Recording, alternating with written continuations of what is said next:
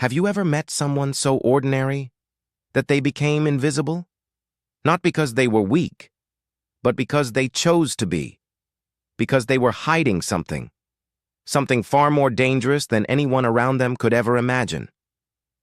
This is the story of Ayanokoji Kiyotaka, a high school student, a mystery, a monster raised in the shadows, now hiding in plain sight.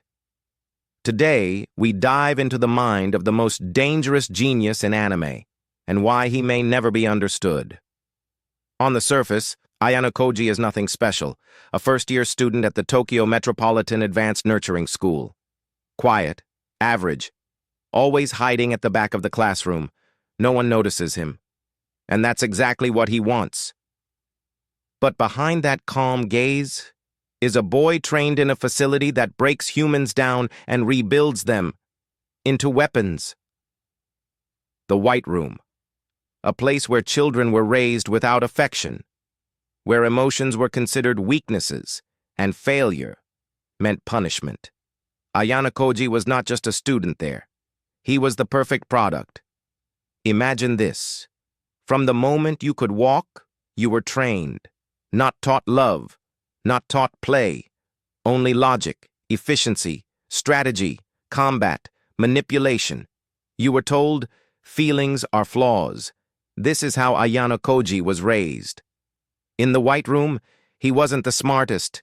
He was the only one who survived them all. He broke every challenger, every system they built. His father, the director, feared what he created, a boy smarter than his teachers, more ruthless than any soldier, and yet completely unreadable. So why is he now sitting quietly in Class 1D among normal kids? Because even monsters sometimes want freedom. Ayanokoji doesn't fight with fists, he fights with your mind. Where others play checkers, he plays 5D chess. Manipulating classmates, outsmarting teachers, controlling outcomes, all while staying in the shadows. Remember how he lets people think they're smarter than him? That's no accident. It's his greatest weapon, invisibility. He helps Class D not because he cares, but because he needs to rise to Class A, and to do that, he uses people like tools. Suzune? Tool. Kushida? Tool. Even Ichika and Rokosuke? Just pieces on his board. But is he really heartless? Or just broken? Sometimes, just sometimes, you see cracks in his armor. A moment of silence. A flicker in his eye.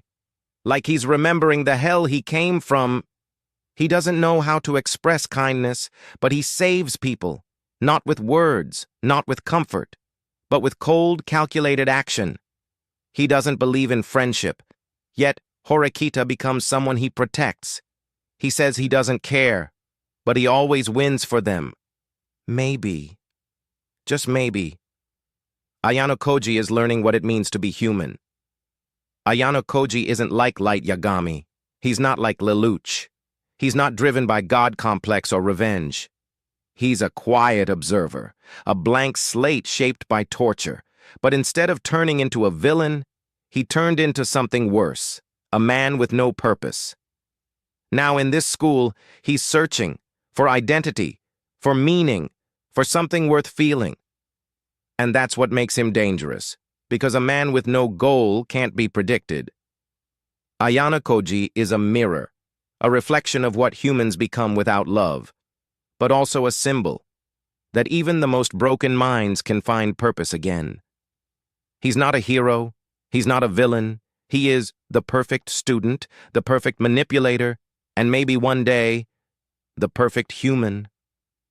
But until then, he hides behind that calm gaze, watching, waiting, and playing the long game.